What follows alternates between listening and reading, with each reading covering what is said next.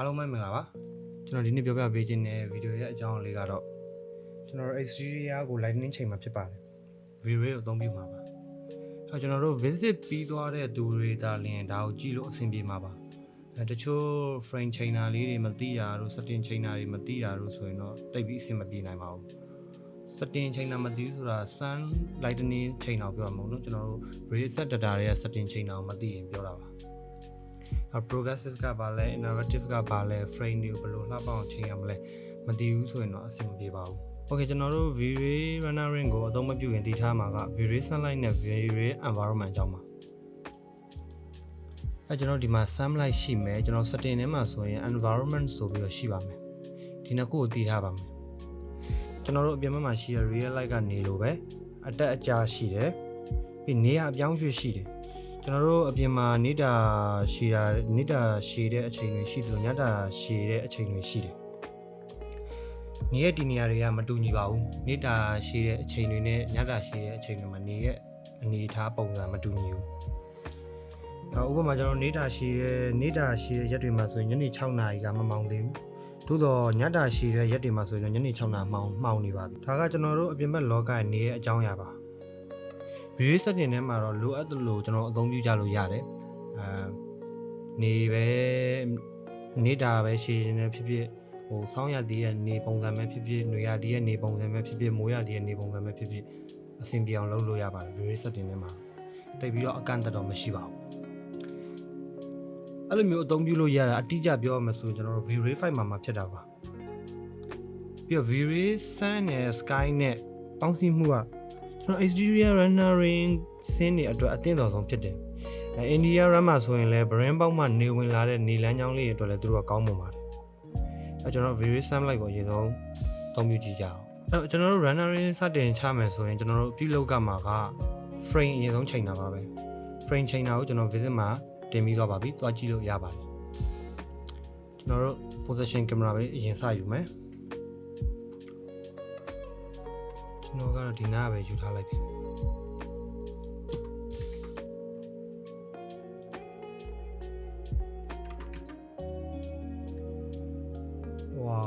watermark တွေနဲ့သုံးထားတာအပြင်မှာရှိအောင် sorry visit မှာရှိတယ်เนาะ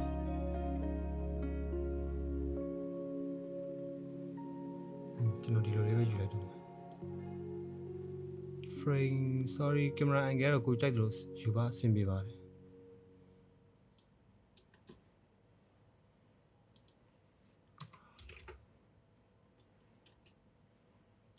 ပြီးရင် view ရဲ့ဝင် animation နဲ့ add scene လုပ်လိုက်တော့နည်းနည်းလေးဟောဖြစ်သွားပြီ38 okay vray set data ကိုကျွန်တော်အရင်ဆုံးဖွင့်မယ်ဖွင့်ပြီးတော့မလုပ်မလဲဆိုတော့ကျွန်တော် setting နဲ့သွားမယ် lightning ချိန်မှာဖြစ်တဲ့အတွက်ကြောင့် material override ကိုအသုံးပြုမယ်ကျွန်တော်ကြည့်နေကြ preview ကကူတာကိုသုံးတယ် progressive ဖွင့်တယ် innovative ဖွင့်တယ် denoiser ဖွင့်တယ်ပြီးတော့ဒီမှာ view ရဲ့ navigate ရဲ့ AI ဆိုပြီးထားတယ် animation ပိတ်ထားပါ animation မလိုဘူးပြီး save frame ဖွင့်တယ် save frame ဒီဘေးနားဘောင်လေးတက်တာပါအဲ့တော့ resolution okay preview ကြည့်မှာဖြစ်တဲ့အတွက် resolution ဒီလောက်ပဲထားမယ် material override ဖွင့်မယ်ရပြီ okay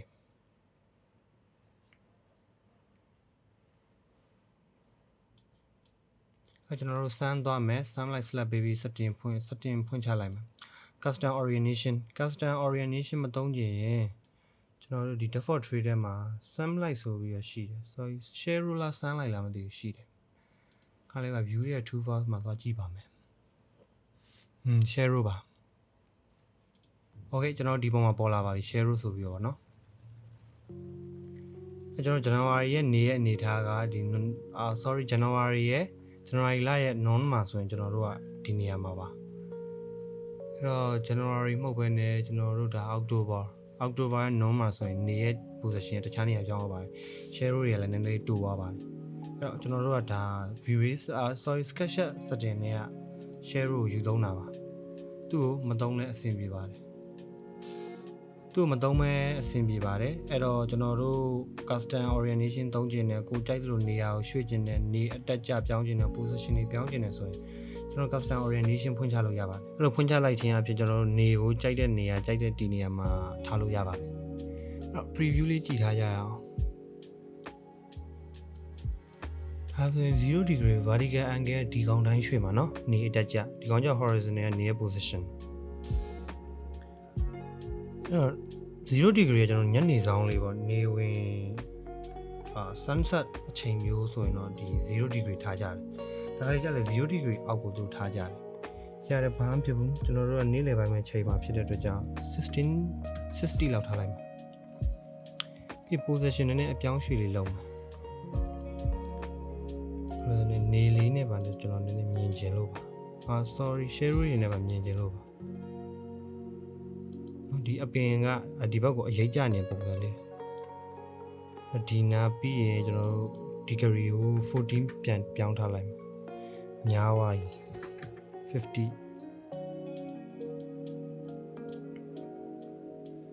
50ဒါတော့ဆင်ပြေပြီเนาะပြီးတော့ရင်ဒီမှာ color intensity ရှိတယ်color တော့အရောင်ပြောင်းရင်ပါအနီရောင်ပြောင်းဒီနေရောင်ကြီးကနေသွားမယ်ဒီခိုးဘက်ပြောင်းခိုးဖြစ်သွားမယ်အစိမ်းဘက်ပြောင်းကျွန်တော်အစိမ်းဖြစ်သွားမယ်ဒါပဲ color တော့ကျွန်တော်အဖြူမှာပဲအမြဲတမ်းထားပါတယ်ပြီးတော့filter နဲ့ color mode မှာ filter right override ဆိုရှိပါတယ် filter နဲ့ override ကကြတော့ကျွန်တော်ဒီ color chain တဲ့ပုံမှာမူတည်တယ် chain တဲ့ပုံမှာ color အလိုက်ပြောင်းသွားတယ်တိုးတော့ direct ကကြတော့မပြောင်းပါဘူးသူဒီနေရောင်ကြီးပဲနေရောင်အနီပြောင်းလဲဘာမှပြောင်းလဲခြင်းမရှိဘူးကျွန်တော်ပြီးရင်ဒီခင်းရောင်လို့ပြောတာခင်းရောင်နော်ဟုတ်ပါတယ်ခင်းရောင်ပဲပြောင်းမယ်ဆိုလဲခင်းအပြာပဲပြောင်းမယ်ဆိုလဲအပြာလုံးဝဒီမှာဘာမှတက်ရောက်မှုရှိမှာမဟုတ်ပါဘူး override တက်ရောက်တယ် override ကကြာနည်းနည်းလေး smooth ဖြစ်ပြီးဆိုတော့တက်ရောက်တယ်ကျွန်တော်နောက်ပိုင်း night scene တွေမှာကျွန်တော်တို့ moonlight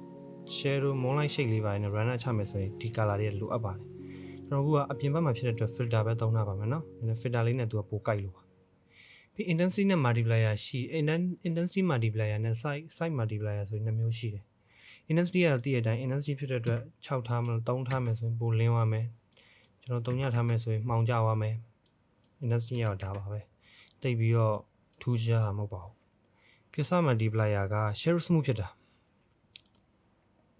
ဒါဆိုရင်ကျွန်တော်တို့1နဲ့side multiplier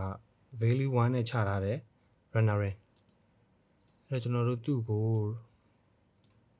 နည်း select region ပေးလိုက်မယ်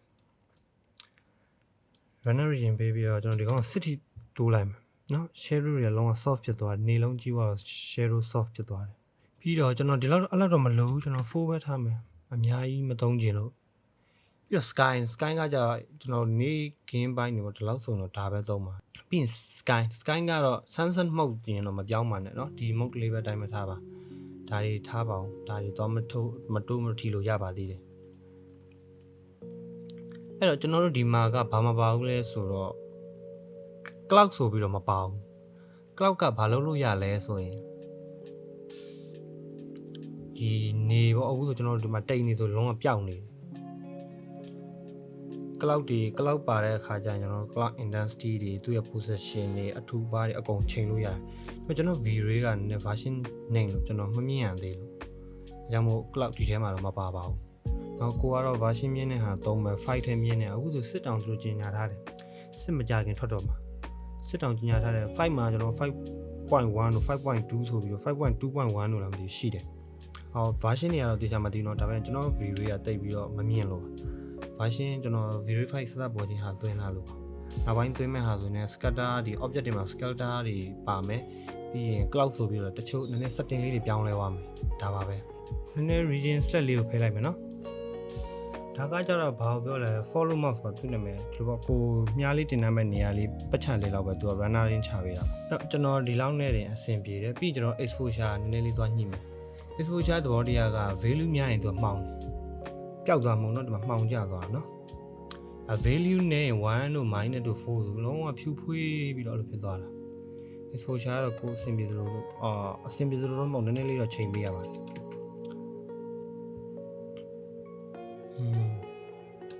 ကျွန်တော် 13.6 လောက်ပဲထားလိုက်ရပြီကျွန်တော်ဒီနေ့ဒီ site အဆင်ပြေပြီ okay stop လုပ်လိုက်ပါမယ်ကျွန်တော်နောက်ဆုံး final runner ကိုချပါမယ်ကိုကြိုက်တဲ့ resolution ရွေးပါ1920ပဲကျွန်တော်တို့အမြဲတမ်းရွေးတယ် နည်းနည်းလေးပေါ့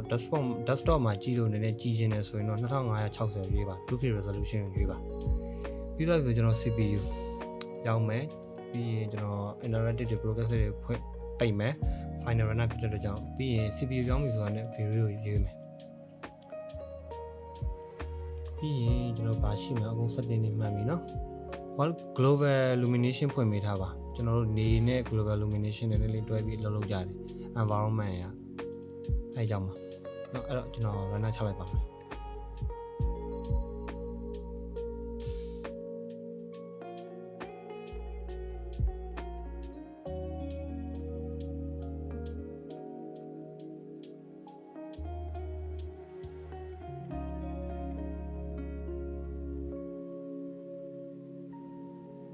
โอเคအဲ့တော့ကျွန်တော် runner နဲ့ပြီးရပါဒီမှာသူ loading လုပ်နေတယ်เนาะခုနကလေးက loading လေးလုပ်နေတယ်ဟို finish ပြတော့မှသာလေကျွန်တော်တို့ပြီးတာပါအဲ့တော့ကျွန်တော်တို့ဒီ file ကို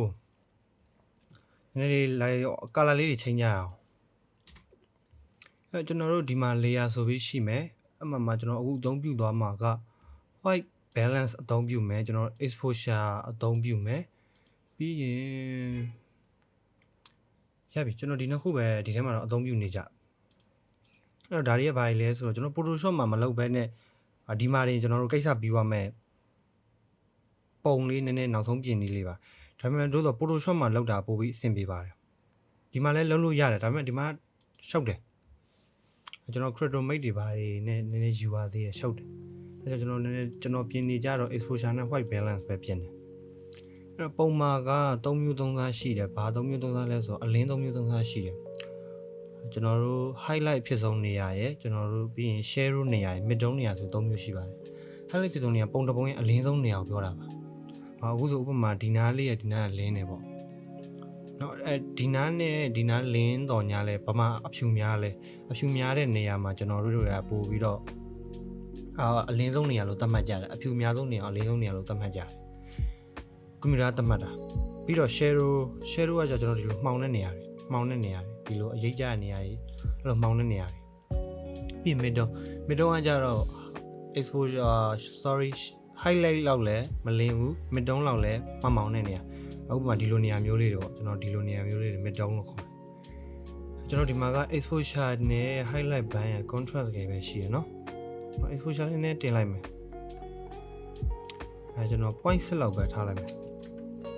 ဒါပေမဲ့တော်တော်ကြီးတော့ဟိုဖြစ်တယ်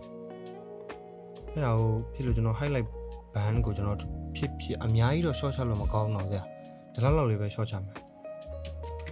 0.8လောက်ပဲ short အများကြီး short ချပါဖြစ်ပါလို့ဒီမှာကျဟိုပုံကြီးတိတ်ကြည့်မကောင်းတော့မှုံဝါးကြီးလို့ဖြစ်နေเนาะကျွန်တော်က0.8လောက်ဆိုရင်အဆင်ပြေပြီ7အဆင်ပြေတယ်နည်းနည်းလေး short ချလို့ရနိုင်လောက်ထိ short ချပေးပါဘာလို့ဆိုပုံကြီးထဲမှာ highlight တော့ဖြစ်နေမှာဆိုလို့0.7လောက်ဆိုအဆင်ပြေကျွန်တော် contrast လေးတင်မယ် contrast လေးနည်းနည်းတင်မယ်မှောင်တင်းတဲ့နေရာလေးနဲ့မှောင်အဲ့ဒါမှအပြင်နဲ့အထင်တင်ကနည်းနည်းပို့ပြီးတော့နည်းနည်းလေး realistic ဖြစ်မှာဒီ white balance မှာကျွန်တော် temperature နဲ့ဒီတင်ဆိုပြီးတော့ရှိတယ် temperature ကကျွန်တော်ဒီဘက်ကိုသွားရင်1များသွားတာဒီဘက်ကိုသွားရင်တော့ကျွန်တော်တို့ cold များသွားတယ်ကျွန်တော်နှေကင်းဘက်ဆိုတော့1များမယ်တို့တော့ကျွန်တော်တို့1ကိုအများကြီးထားလို့မဖြစ်ဘူးဒါ for 6500เนาะနည်းနည်းလေးပဲ6500ဟိုဒီဘက်တင်တော့ကျွန်တော်တို့6900ပေါ့ပြီးရင်ကျွန်တော်တို့တင်နေ့လယ်ပိုင်းဖြစ်လို့ကျွန်တော်တို့နည်းနည်းလေးတင်ကို green ဘက်ပဲသွားမယ်အရင်ဒီလိုလောက်လိုက်လဲအကုန်လုံးအစိမ်းရောင်တွေရောကုန်အောင်เนาะအဆင်မပြေဘူးအဲကြောင့်ကျွန်တော် 0.1 ပဲထားပါမယ် okay အဲ့တော့ရပြီဆိုတော့ကျွန်တော်တို့အရင်ဆုံး history ထဲမှာဒီ software ရဲ့ history ထဲမှာပဲမှတ်ကြရအောင်အဲ့တော့ကျွန်တော်တို့မှတ်ဖို့အတွက်ဒီမှာ software ရဲ့ history ထဲမှာပြောင်းရင်းဖြစ်နေတယ်ဘာမှမှတ်လို့အဆင်မပြေဘူးကျွန်တော် plug sign တွေဒါတွေလည်းမပြအောင်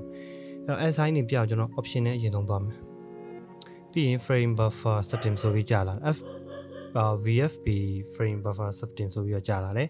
ပြီးကျွန်တော် history ထဲဝင်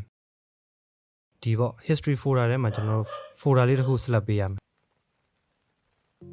ကျွန်တော်ထားတဲ့ဥစ္စာကဒီကျွန်တော် SketchUp ဒီမှာဆိုပြီးတော့ history ထဲမှာဆိုကျွန်တော်ထားတယ်ကိုစောက်ထားတဲ့ folder လေးပေါ့အဲ့ဒါကို select ပေးပြီး select folder နှိပ်လိုက်ပါပြီးရင် save and close ကျွန်တော်တို့ထဲမှာပုံနေရှိလို့သူရှိတဲ့ file ပုံနေကြလာတာပါနော်တကယ်လို့ပုံတစ်ပုံမှမရှိဘူးဆိုတော့ဒီ icon လေးပေါ်လာပါလိမ့်မယ်ဒီ icon ပေါ်လာပြီဆိုတော့ကျွန်တော် plus sign နှိပ်လိုက်မယ် plus sign နည်းနည်းလေးစောင့်ပြီးကြာတယ်နော်ဟို save ကဆိုတော့နည်းနည်းလေး file size လည်းကြီးတာပါအကြောင်းပေါ့သူအမျိုးမျိုးကြောင့်နည်းနည်းလေးကြာတယ်ပြီးတော့ကျွန်တော်ဒီပုံတွေကိုလိုက်ပြီးတော့ထောက်ပါထောက်ရင်သူ့မှာ resolution ပြရတယ်ပြီးရင် runner in time ကြာခဲ့တဲ့အချိန်ပေါ့ကျွန်တော်ဒီပုံ runner 6အောင်3မိနစ်နဲ့30.8 စက္ကန့်ထိကြာတယ်ဒီပုံက6မိနစ်နဲ့32.4 စက္ကန့်ကြာတယ်เนาะဒါသူ့ရဲ့ကြာချိန်ဒီကကြာ resolution 0 shot ကကြာကျွန်တော်သူ့ရဲ့အစင်းလိုက်တယ်ဒါပေမဲ့ကျွန်တော်ခုနမှယူလာဖြစ်တဲ့အတွက်ကြောင့်ဒါလေးသိအလုံးမလုပ်သေးဘူးဒါအလုံးမလုပ်လည်းဘာကိစ္စမဖြစ်ရတယ်ပြီးကျွန်တော်ဒီပုံ save မယ်ကျွန်တော် file နဲ့သွားမယ် file နဲ့မှာ save current ဆိုပြီးတော့ပဲ save မယ်save or image channel to a separate file ကကျွန်တော်တို့ဒီထဲမှာ channel မျိုးမျိုးရှိတယ်ကျွန်တော် runner element ကတော့မတင်ပေးရသေးတော့တိတ်ပြီးတော့မသိလဲဘာမှကြည့်ရမရှိပါဘူးကျွန်တော် runner element user အတွက် denoiser တွေကျွန်တော်ပြီးရင်ဘာရှိမှ specular map တွေကျွန်တော် environment sunlight map တွေ environment တွေမျိုးမျိုးရှိတယ်ဒါပေမဲ့ကျွန်တော် RGB map ပဲထားပါ RGB map ကကျွန်တော်နောက်ဆုံး runner ring final runner ring ဖြစ်တဲ့ဟာတွေအကုန်လုံး denoising တွေတင်ပြီးသားဟာအကုန်ရှိတယ်ကျွန်တော်ဒီဥစ္စာကိုပဲ save မယ်ဒီဟာကကြတော့ကျွန်တော်တို့ခုနဒီလိုမျိုးက map ဒီ map တွေ file တွေအားလုံးကိုစုစည်းပြီး file တစ်ခုထဲမှာပဲ save မှာဒီကောင်ကကြတော့ခုန file တွေတစ်ခုချင်းတစ်ပုံချင်းတွေသူက live save ပေးမှာအဲ့တော့ဒီဟာတွေအသိမရှင်းသေးလဲအခုဘာမှအသိပြီးတော့ကိစ္စမရှိပါဘူးနောက်တော့ပြန်တင်ပေးပါမယ် save current channel ပါပဲကျွန်တော်ဒီ channel ကြီးပဲ save မယ်အဲ့ကျွန်တော်ကဒီ file တွေပေါ့ file တွေမှာပဲ save တယ်ပြီးရင်ကျွန်တော်နာမည်တစ်ခုပေးလိုက်ပါဒီပေါ့ဒီပြီးရင်ကျွန်တော် JPEG နဲ့ပဲထားတာ PNG နဲ့ပဲထားတာပါ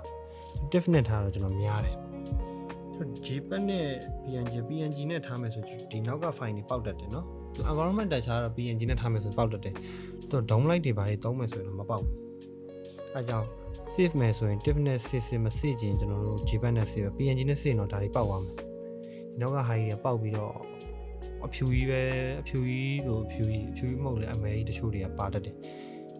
မပေါက်ချင်တော့ဒါလေးနဲ့ပဲ diff ဖြစ်ဖြစ် JPEG နဲ့ပဲဖြစ်ဖြစ် save လိုက်ပြီနော်အဲ့တော့ဒီနေ့ကတော့ဒီလောက်ပါပဲအားလုံးကျေးဇူးတင်ပါတယ်ကျွန်တော်ဒီ file ကို comment description ထဲမှာထည့်ပေးထားခဲ့ပါမယ်အားလုံးကျေးဇူးတင်ပါတယ်ကျွန်တော်တို့နောက် video တစ်ခုမှာပြန်လည်ဆုံတွေ့ကြပါမယ်